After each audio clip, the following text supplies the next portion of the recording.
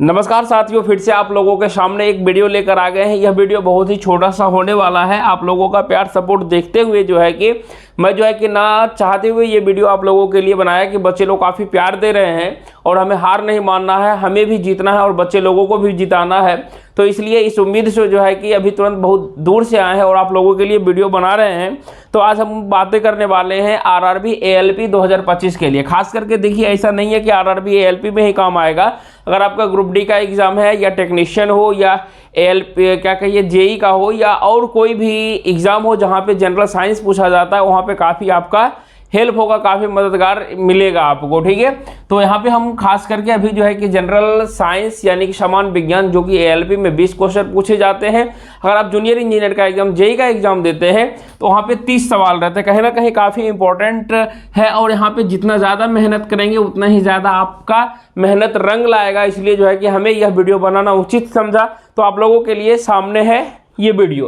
तो यानी कि जनरल साइंस सामान्य विज्ञान यानी कि देख लिया आपने, जेई के लिए 20 सवाल और जेई के लिए 30 सवाल और एएलपी के लिए 20 सवाल। ठीक है, तो कहीं ना कहीं देखिए, साफ साफ आप देखिएगा कि किसी भी सिलेबस का जब सिलेबस दिया जाता है तो उसमें से आपको सिर्फ लिखा जाता है जनरल साइंस और लिखा जाता है सिलेबस में जो दिया हुआ रहेगा 10th स्टैंडर्ड लेवल। ठीक है, और लोग कि यहाँ पर क्या करते हैं, बहुत गलतियाँ करते हैं और उसी गलती के वजह से बच्चे क्या होते हैं, परेशान हो जाते हैं। और नॉर्मली है कि जनरली देखिए कि जैसे मैंने 20 क्वेश्चन है, 20 में से 10-12 तो नॉर्मल बनाइएगा, पहले से पढ़े हुए फिर भी, लेकिन आपको यहाँ पे क्या करना है, कोशिश करना है कि 20 में से 20 करने का। ठीक है, तो ये सारा चीज़ हम लोगों के अगर हम मैक्सिमम अचीव करने का प्रयास करेंगे तब जाके सफलता इसमें हाथ लगेगी। ठीक है, इसलिए क्या करना है, क्या छोड़ना है, सारा चीज़ हम आपसे बातें करेंगे। तो सबसे पहले बात कर लेते हैं, देखिए 10th स्टैंडर्ड का मतलब क्या होता है, ये भी हम एक एक करके आपको समझाएंगे। पहले हम लोग थोड़ा सा बात कर लेते हैं कि आखिर जनरल साइंस में कौन कौन से सब्जेक्ट मुख्यतः हम लोगों को पढ़ने होते हैं।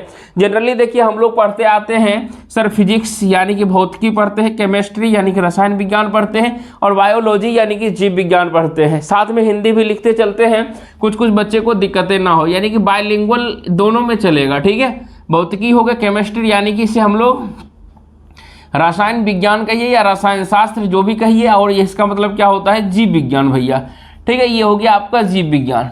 तो यहाँ से देखिए, लेकिन एक चीज़ देखिए यहाँ से क्या होता है, ये तीनों टॉपिक से तो सवाल रहते ही रहते हैं, लेकिन एक टॉपिक और इंक्लूड हो जाता है। वह टॉपिक आपका क्या है, वह टॉपिक है आपका इन्वायरमेंटल साइंस, यानी कि भैया इसको कहते हैं पारिस्थितिक विज्ञान। इससे भी क्वेश्चन आपके एग्जाम में देखने के लिए मिलते हैं, तो इसलिए आपको अच्छे से ध्यान देना है कि अच्छे तरीके से। तो आज देखिए यहाँ से 4 सब्जेक्ट है, इस 4 में से आज हम सिर्फ मोटा मोटी कि बात करेंगे, यानी कि सिर्फ और सिर्फ फिजिक्स में आपको क्या पढ़ना पड़ता है। देखिए ये सब प्रैक्टिकली है और इससे क्वेश्चन हमने सॉल्व भी किया है और एग्जाम दिया है, तो कहीं ना कहीं हमें याद भी है, ध्यान भी है। और आपका हेल्प लेके, बुक का हेल्प लेके या जहाँ से क्वेश्चन पूछा था उसका हेल्प लेके तब जो हम पढ़ते हैं आपको भी बता रहे हैं, ये बार बार कहते हैं। तो ठीक है, देखिए यहाँ से फिजिक्स में अगर देखा जाए, देखिए फिजिक्स में देखिएगा साफ साफ एक ही लाइन में फर्स्ट चैप्टर में लिखा हुआ रहता है आपको क्या चीज़, मापक यानी कि मात्रक। ठीक है, ऐसे करके दिया हुआ रहता है,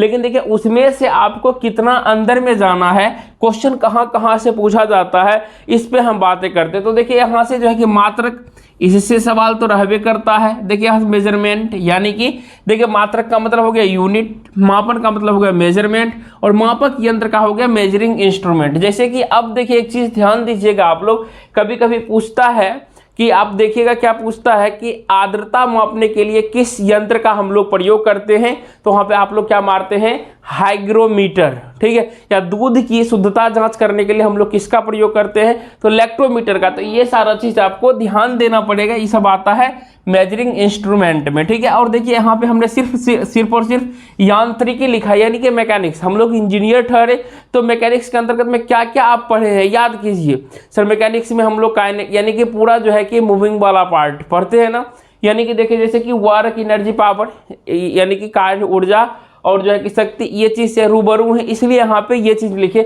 नहीं तो आप देखिए न्यूटन्स लॉ ऑफ मोशन, ये सारा चीज़ भी पढ़े हुए हैं, सारा चीज़ तो आप लोग पढ़े हुए हैं। ठीक है, तो ये सारा टॉपिक कि मैकेनिक्स के अंतर्गत में आता है।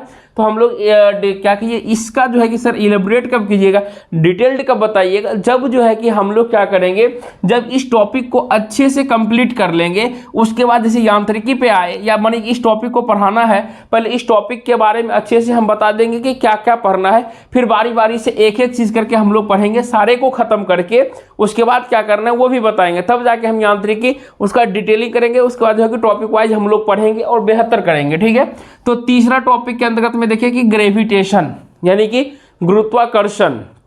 नेक्स्ट आगे देखा जाए तो देखिए यहाँ पे लिखा हुआ पदार्थ के गुण, प्रॉपर्टीज ऑफ मैटर। अब कहिएगा कि सर ये तो लग रहा है केमिस्ट्री का टॉपिक, लेकिन भैया पदार्थ के गुण आपको दो तरह से, एक केमिकल प्रॉपर्टीज के आधार पे, एक फिजिकल प्रॉपर्टीज के आधार पे।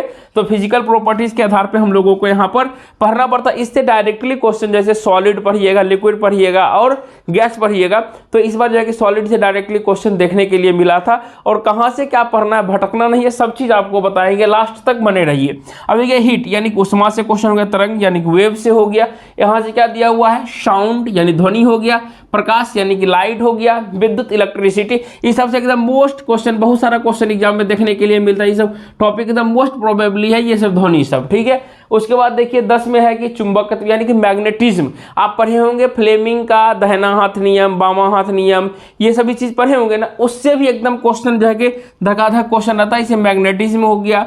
अब देखिए यहाँ से देखिए लिखा हुआ है इलेक्ट्रॉनिक्स, ये सभी थोड़ा सा एडवांस पार्ट है, इससे क्वेश्चन रहता है। ठीक है, लेकिन लोग जो कितना इलेबोरेट नहीं करता, हम आपको एक एक चीज बता रहे हैं। क्योंकि एक इंजीनियर क्या होता है कि कहीं ना कहीं आप देखिएगा कि हर एक जगह सुनिएगा कि इंजीनियर जो है कि आगे बढ़ जाता है। क्यों? क्योंकि वह जो है कि उसको डिटेलिंग पावर ज़्यादा होता है, वो डिटेल कर लेता है, सारा चीज़ बैठा लेता है, ये यहाँ से ये है, ये इसलिए जो है कि वो आगे निकल जाता है। जैसे कि आप देखें IAS का एग्जाम हुआ या कोई सब टॉपर है, बैकग्राउंड क्या, अच्छा इंजीनियरिंग किया हुआ, ये है, बहुत के अभी सुनते ही होंगे। बस यही चीज़ आप लोगों को यहाँ पर भी करना है और आगे निकलना है। देखिए नेक्स्ट देखिए यहाँ पे लिखा 12 में इसको कहते हैं मॉडर्न फिजिक्स, यानी कि आधुनिक भौतिकी, यानी कि मॉडर्न फिजिक्स, यानी कि आप लोग मॉडर्न फिजिक्स के बारे में भी जानते होंगे, जैसे गेट वगैरह के हो गया, ये सब चीज़ के बारे में जानते हैं, इसमें ही पढ़ना रहता है। अब देखिए सबसे लास्ट में लिखा हुआ है विविध यानी कि मिसलेनियस। क्या हो जाएगा भैया, मिसलेनियस, MISCELLENOUS, मिसलेनियस। ठीक है, तो अब देखिए यहाँ से जो है कि जब ये 14 टॉपिक ही लिखिए, लेकिन जो है कि यहाँ पर बहुत सारा चीज़ आपको पढ़ना है। लेकिन सर हम तो ठीक है आप बता दिए कि बहुत सारा पढ़ना है, लेकिन कैसे पढ़ेंगे सर, इतना बड़ा सिलेबस है, क्या कैसे करेंगे? तो देखिए सबसे बड़ा चीज़ है कि इसमें जो है जनरल साइंस के लिए हम क्या प्रीफर करते हैं, और ऐसा नहीं है कि झूठ बोलते, सारा चीज़ हम आपको जब बुक लिस्ट बनाएंगे तो वहाँ पे आपको सारा बुक दिखाएंगे भी, तब जाके आपको बताएंगे। तो देखिए सबसे पहला क्या करना है, आपको जाइए मार्केट। ठीक है, अभी नहीं, कल जाइए, परसों जाइए, जब आप वीडियो देखिए उसके बाद जो है कि मार्केट जाइए, और मार्केट में सबसे सस्ता, ठीक है, सस्ता वाला काम बताते हैं और महत्वपूर्ण बात बताते हैं। ठीक है, क्या क्या आपको करना है, आप तो पेन पेपर आपके घर में या अलग से आप नोट्स बनाने के लिए ले लीजिए। ठीक है, क्या कीजिए, एक हाइलाइटर ले लीजिए, और जो है कि कुछ देखिए यहाँ पे लिखा हुआ है 10th स्टैंडर्ड लेवल, ETC भी देखिएगा लिखा हुआ रहेगा सिलेबस में। यानी कि आपको जितना भी है टर्म, यानी कि क्या करिएगा, क्लास 6 से लेके, ठीक है हम बता रहे हैं 6 से लेके 12 तक नहीं, 10th तक का जितना भी बुक होगा ना साइंस का खास करके, ठीक है, किसका, बस ये NCERT। अब सर कौन से NCERT, तो जो आपको दुकान में अवेलेबल हो जाता है, बाकी तो एक होता है जो अभी देखिएगा सरकारी स्कूल में SCERT चला है बुक, ये भी बहुत बढ़िया लिखा गया है। अगर मौका मिले तो आप लोग जो है कि डाउनलोड कर लीजिएगा साइट से, उससे भी हो जाएगा, नहीं तो NCERT इसको फॉलो कीजिए। और क्या करना है, क्योंकि हम खुद फॉलो करते हैं इसलिए हम आपको बताते हैं। डेमो के लिए देखिए अभी आपको एक बुक दिखाते हैं, और ये क्लास 8 का है। ठीक है, ये किसी बच्चे से मैंने पढ़ने के लिए लिया है, और यहाँ से अंडरलाइन भी कर दिया है, बच्चे को तो समझ में, लेकिन जो है कि हम क्या करते हैं, यहाँ से नोट्स तैयार करते हैं। और NCERT से आपका एग्जाम में जो है क्वेश्चन लाइन बाय लाइन आता है, इस चीज़ को ध्यान रखिएगा। ज़्यादा कुछ नहीं करना, मार्केट में बहुत सारे बुक हैं, आपको क्या करना है 6 से लेके 10 तक की बुक को लेना, जो भी मीडियम पढ़ना हो आपको, चाहे हिंदी मीडियम पढ़ना हो या इंग्लिश मीडियम पढ़ना हो। ठीक है, पढ़ना खुद को भी है, पहले जो है देखिए, पहले खुद पढ़िए, इस चीज़ को भी ध्यान रखिए, खुद भी पढ़िए, यानी जिसे हम लोग कहते हैं सेल्फ स्टडी। ठीक है, अब सर हमको अपने से पढ़ने में मज़ा नहीं आया, तो अब देखिए कि अगर खुद से पढ़ने में नहीं मन लगा, हम जो पढ़ाए हैं, सबसे बड़ी बात, हम जो पढ़ाए हैं, हम आपको ज़्यादा देर का क्लास नहीं लेंगे, आपको 15 से 20 मिनट कहिए या 30 मिनट कहिए, यहाँ से क्लास लेंगे और धीरे धीरे आपको सिर्फ हम आदत डाल देंगे पढ़ने का कि कैसे पढ़ा जाता, कैसे नोट्स तैयार किया जाता। और हम आप लोग जो है कि हमसे तेज भी हैं, लेकिन फिर भी एक बड़े भाई छोटे भाई के नाते आपको जो है कि बताएंगे और आप लोग उस चीज़ को फॉलो कीजिएगा। धीरे धीरे जो है आपको आदत पड़ जाएगी पढ़ने की। 15-20 मिनट जो है कि कब 2-3 घंटे में कन्वर्ट हो जाएगा, कहना मुश्किल है। ठीक है, तो उसके बाद हो गया यहाँ से हम जो पढ़ाए हैं, उसके बाद क्या करना है, सेल्फ नोट्स तैयार करना है। सेल्फ नोट्स कहिए, यानी कि सेल्फ नोट्स यानी खुद से तैयार कीजिए, इससे ज़्यादा कुछ नहीं है। यानी कि जितना ज़्यादा पढ़ेंगे उतना ज़्यादा लिखिएगा, जितना ज़्यादा उतना बेहतर रहेगा। यानी कि सेल्फ नोट्स, आपका खुद का नोट्स होना बहुत ही ज़रूरत है। क्योंकि मानिए हम पढ़ाए कुछ, हो सकता है कोई टर्म ऐसा हो जो छूट गया हो, लेकिन जब आप खुद से पढ़िएगा तो जो बुक क्या होगा, जैसे हम पढ़ाएं, हम कहते पढ़ाने के बाद आपने नोट्स तैयार किया, हो सकता है जब आप बुक पढ़िएगा तो कुछ ऐसा टर्म आएगा जो छूट गया हो, जो आपको इंपॉर्टेंट लगे उसको नोट कर लीजिएगा। ठीक है, तो ये हो गया। उसके बाद जब आप देखिए यहाँ से ये सेल्फ नोट्स बनाइए। अब देखिए इसको रिवीजन करने का तरीका, लेकिन रिवीजन करने से पहले बहुत कुछ करना, वो भी चीज़ बताते हैं बाद में, रिवीजन के हम लोग आएंगे। तो क्या करना है, जब सेल्फ नोट्स तैयार हो जाए तो उसके बाद देखिए यहाँ से जो है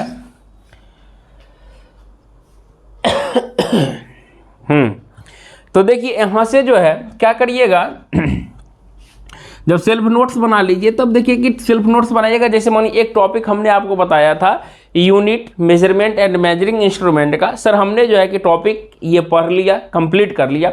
जब टॉपिक आप पढ़ लिए, पढ़ने के बाद सेल्फ नोट्स तैयार कर लिए, उसके बाद आपको ज़्यादा कुछ नहीं करना है। अगर उस बुक का कुछ क्वेश्चंस है तो बुक के न्यूमेरिक क्वेश्चंस को बना लीजिए। ठीक है, अगर क्वेश्चन बुक में नहीं है तो आप जो है कि ALP का क्वेश्चन है जो है कि PYQ हो गया, या जिसका जो है कि आप PYQ बनाना चाहते हैं उस चैप्टर के सारे PYQ को सॉल्व कर लीजिए। देखिए उसमें से बहुत सारे ऐसे क्वेश्चन होंगे जो आपको याद है, कुछ ऐसा क्वेश्चन होगा जिसका जो आप नहीं पढ़े होंगे, बस उसको क्या कीजिए, जहाँ से आपने नोट्स तैयार किया है उसमें स्टार लगा के या पॉइंटर लगा के वहाँ पे सारे PYQ को वहाँ पे लिख दीजिए, ताकि जब आप नोट्स से रिविजन करें तो आपको जो क्वेश्चन नहीं पढ़े हैं वो भी आपको याद हो जाए। ठीक है, तो आप इसके लिए भटकिए मत। जनरल साइंस के लिए हो सके तो आप मोटे मोटे अक्षर में लिख लीजिए, नोट करके, चाहे जो भी सर हो, चाहे बिहार के हो, दिल्ली के हो या कहीं के भी सर हो, सारे लोग क्या करते हैं लास्ट में फॉलो करेंगे भैया NCERT को ही। और देखिएगा मार्केट में जितना भी बुक लिखा रहा है सब में लिखा हुआ है बेस्ड ऑन NCERT। तो वो क्या करते हैं, जो मतलब कहानी के तौर पे NCERT में दिया गया है उसको छांट के वो लोग क्या करते हैं उस फॉर्मेट में ला देते हैं, ताकि बच्चे को पढ़ने में डायरेक्टली जो है कि समय बर्बाद ना हो। वो directly to the point of view, यानी कि क्वेश्चन एग्जाम के व्यू से लिखते हैं। लेकिन आपको क्या ध्यान देना है, आप थोड़ा सा देखिए, ऐसा नहीं है कि हम 24 घंटा पढ़ते थे, थोड़ा सा अच्छे से कहानी के माध्यम से भी पढ़िए, ताकि आगे चल के जो है कि कहीं भी मौका मिले, जब आप सफल हो जाएं तो बच्चे को बताने के लिए या आपके अंदर में नॉलेज हो, गेन हो, जितना ज़्यादा पढ़ेंगे उतना ही ज़्यादा बेहतर होगा। ठीक है, तो इसलिए जो है कि नोट्स में लिख लीजिए, आपको जितना टाइम हो सके, जितना टाइम यानी कि मैक्सिमम टाइम हो सके, ओनली NCERT जो है आप लाइन बाय लाइन को जो है कि अच्छे से पढ़ जाइए, नोट्स बना लीजिए, जो करना है लेकिन करिए सिर्फ और सिर्फ NCERT के साथ में कीजिए। वो भी NCERT अगर 6, 7, 8 तक आप एक बार पढ़िएगा, लगभग में जो है कि आपका कॉन्सेप्ट क्लियर हो जाएगा। मैक्सिमम अगर रिपीटेड करना है 9th और 10th का जो है कि आप मैक्सिमम रिपीटेड करें, और जो है कि अच्छे तरीके से रिपीटेड करें। यानी कि उसमें क्या करना है, अच्छे से टॉपिक को पढ़ना है। टॉपिक पढ़ने के बाद जो है उसका नोट्स बनाइए, नोट्स बना क्वेश्चन कर लीजिए। क्वेश्चन करने के बाद अगर उस चैप्टर में न्यूमेरिकल है, न्यूमेरिकल कर लीजिए। उसके बाद जो है कि PYQ करके उसका जो है कि उस नोट्स को रख दीजिए, तब एंट्री कीजिए दूसरे चैप्टर में। ठीक है, तो बाकी जो है कि आज यह वीडियो आप लोगों को कैसा लगा, अगर यह वीडियो आपको महत्वपूर्ण लगा तो वीडियो को लाइक करिए, चैनल पे नहीं तो सब्सक्राइब कर लीजिए, और एक प्यारा सा जो है कि लाइक करके कमेंट कर दीजिए। कमेंट करने में आपको ना ही रुपया लगता है, ना ही सब्सक्राइब करने में रुपया लगता है। तो ये एक जिम्मेदारी आपको नहीं लगती है कि जिस तरीके से हम मेहनत, हम तो पीछे नहीं हटेंगे, चाहे आप वीडियो देखें या ना देखें, लेकिन जो है कि अगर आप एक छोटे से जब आगे बढ़ रहे हैं कोई, उसको जो है कि अगर लाइक शेयर सब्सक्राइब करने से अगर वो जो है कि उसके अंदर में ऊर्जा मोटिवेशन आता तो क्या आप इतना नहीं कर सकते, ताकि पैसा भी नहीं लगता है आपके लिए। जब तक सब्सक्राइब नहीं कीजिएगा तब तक कैसे आएगा क्वेश्चन आपके पास, वीडियो भी नहीं आएगा तो क्या आएगा आपके सामने में, रील देखिएगा, रील देखने में मज़ा आएगा लेकिन आपको बेनिफिट कुछ मिलेगा नहीं। वीडियो अलग अलग देखिएगा, मज़ा तो आएगा लेकिन भविष्य जो है कि आपका खतरे में चला जाएगा। और इस पर हम एक वीडियो अच्छे से बनाएंगे, तो उसके लिए तैयार रहिए। मिलते हैं नेक्स्ट वीडियो में धमाकेदार वीडियो के साथ, तब तक के लिए जय हिंद, वंदे मातरम।